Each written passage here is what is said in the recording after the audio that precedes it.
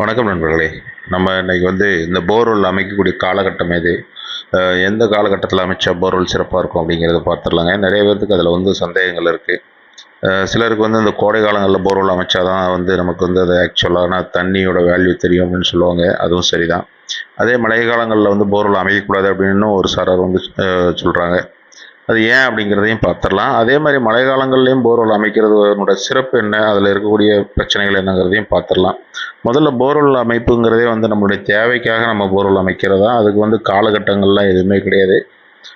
கோடை காலங்களில் நம்ம நினச்ச இடத்துல எங்கேனாலும் வண்டியில் கொண்டு போய் நம்ம போர்வெல் அமைக்கிறதுக்கு எதுவாக இருக்கும். மழை காலங்களில் அதுக்கு செயல்படுத்துறது கொஞ்சம் சிரமமான விஷயம். என்னென்னு கேட்டிங்கன்னா, வண்டி வாகனங்களை கொண்டுட்டு போகிறதுல நிறையா பிரச்சனைகள் இருக்குது.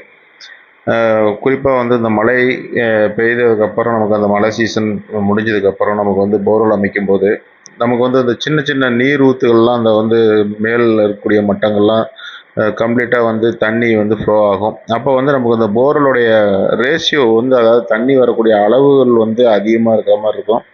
அதனால் சிலர் என்ன செய்வாங்கன்னா, கொஞ்சம் போர்வெல் ஆழம் அமைக்காமல் அதை மேலோட்டமாக நிறுத்திடணும். ஒரு உதாரணத்திற்கு ஒரு கோடை காலத்தில் ஒரு 500 அடி அமைக்கக்கூடிய இடத்துல அந்த மழை காலங்களில் தண்ணியுடைய அளவு இப்போ கொஞ்சம் அதிகமாக இருக்குதுன்னு சொல்லிட்டு 300 அடியோடு நிப்பாட்டிடுவாங்க.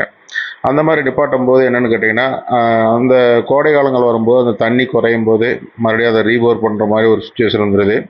அதனால் எப்போ போர்வெல் அமைச்சாலும் நம்ம முதல்ல கொஞ்சம் பிளான் பண்ணிக்கணும். ஏன்னா தண்ணியுடைய தேவை அதிக அளவில் அதில் நீர் வரத்து இருந்தது அப்படின்னா ஒன்றும் பிரச்சனை இல்லை. ஏதோ ஒரு சுமாரான தண்ணி 1 இன்ச்சு 2 இன்ச்சு அளவுக்கு மட்டும்தான் தண்ணி இருக்குது அப்படின்னா, அந்த மழை காலத்தில் ஓட்டக்கூடிய போரை முடிஞ்ச அளவுக்கு கொஞ்சம் ஆழப்படுத்தி ஓட்டிக்கிறது சிறந்தது. அதே மாதிரி அதில் உள்ள ஒரு சிறப்பு என்னென்னு கேட்டிங்கன்னா, இந்த வாவுகள்லாம் எங்கெங்கெல்லாம் தண்ணி வரக்கூடிய வாவுகள்லாம் இருக்கோ, அதெல்லாம் இந்த மழை காலத்தில் இந்த தண்ணி அதில் ஃப்ளோ இருக்கும். அப்போ கண்டிப்பாக அதில் இருக்கக்கூடிய மண் தூசிலாம் போர் அமைக்கும் போதே அது வெளியே கம்ப்ளீட்டாக வந்துடும்.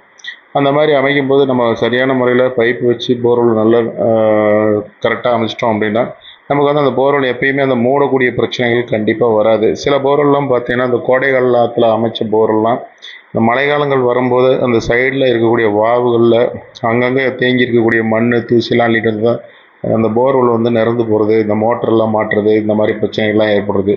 அது அந்த மழைக்காலங்களில் அமைக்கும் போது அந்த மாதிரி ஒரு பிரச்சனைகள் இருக்காது கண்டிப்பாக உங்களுக்கு. ஏன்னா போர் நல்லா ப்ளஸ் அவுட் ஆகிடும். எங்கேயுமே சின்ன தூசி மண்ணை கூட உள்ளே தேங்குறதுக்கான வாய்ப்புகள் அந்த இடுக்குகள்லாம் பாறையோட இடுக்குகள்லாம் கம்ப்ளீட்டாக கழுவிட்டு வந்துடும். எங்களை பொறுத்தவரையும் நாங்கள் இந்த மழை முடிஞ்சதோட போர்வெல் அமைக்கிறதா நாங்கள் சிறந்ததுன்னு சொல்லுவோம் எங்களுடைய அனுபவத்தில். ஏன்னா அந்த கோடை காலத்தில் அமைக்கும்போது நமக்கு தண்ணி எந்த இடத்துல வருதோ அந்த இடத்துல இருக்கக்கூடிய மண்ணை மட்டும்தான் சுத்தமாக கழுவிட்டு வரும்.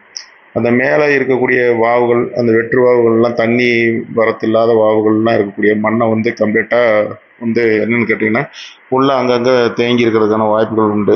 அதனால தான் நம்ம அந்த கோடை காலத்தில் அமைக்கிற போர்வெல் மோட்டரை கொஞ்சம் மேலே உயர்த்தி வைக்க சொல்லி நம்ம சொல்கிறது.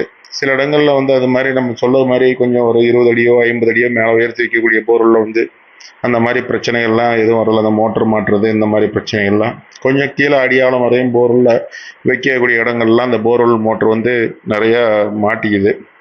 ஏன்னா அந்த சைடில் விழக்கூடிய மண் அந்த மோட்டரை சுற்றி விழுந்துச்சு அப்படின்னா உங்களுக்கு போர்வெல் நிறந்து போகும்போது கண்டிப்பாக நமக்கு அந்த போர்வெல் மோட்டர் பிடிப்படுறதுக்கான வாய்ப்புகள் உண்டு.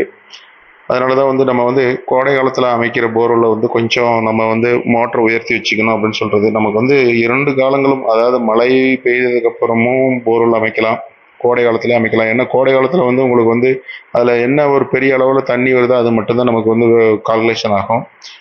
மழை காலங்களில் செய்யும்போது உங்களுக்கு இப்போ நீங்கள் பார்த்துட்டு இருக்க மாதிரி இந்த தண்ணி பாருங்கள், குளத்துக்கு பக்கத்தில் தான் இந்த வயல் இருக்குது, அதில் தான் போர்வெல் அமைக்கிறோம்.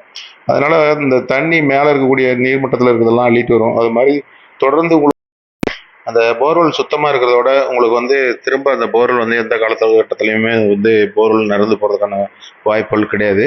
அதனால் நம்ம போர்வெல் அமைக்கிறதுக்கு எந்த காலகட்டத்திலும் நம்மளோட தேவைகள் எப்படி இருக்கோ அதுக்கு தகுந்த மாதிரி நம்ம போர்வெல் அமைக்கலாம். நாங்கள் எங்களுடைய அனுபவத்தில் பார்த்த வகையில் போர்வெல் அமைக்கிறதுக்கு மழை காலங்கள் முடிஞ்சதோடு நம்ம போர்வெல் அமைக்கிறது ரொம்ப சிறந்ததுன்னு நாங்கள் சொல்கிறோம். ஏன்னா அந்த போர்வெல் நல்லா க்ளீனாக ஃப்ரெஷ் அவுட் ஆகிடும். நம்ம ட்ரில் பண்ணும்போது எல்லா மண் தூசி எல்லாமே வந்துடும். அதில் அதுக்கப்புறம் மறுபடியும் அடுத்த மழை காலங்கள் வரும்போது அந்த எந்த ஒரு சின்ன ட்ரபிளும் அதில் கொடுக்கறது கிடையாது. அது மாதிரி ஒவ்வொரு கால சூழ்நிலைக்கு தகுந்த மாதிரி சில போர்களில் அந்த போருடைய உள்ள வால் ஸ்ட்ரக்சர்லாம் என்ன மாதிரி இருக்குது, அது என்ன பிரச்சனைகளில் விழும் அப்படிங்கிறதெல்லாம் வந்து நம்ம நிறைய வீடியோக்கள் போட்டிருக்கோம். தொடர்ந்து அந்த வீடியோக்கள்லாம் பாருங்கள். அதே மாதிரி நிறைய நண்பர்கள் வந்து கேட்குறது போர்வெல்லில் மோட்ரு மாட்டியிருக்குன்னு அதுக்கான விளக்கமான வீடியோவும் போட்டிருக்கோம். அதையும் பாருங்கள். நன்றி, வணக்கம்.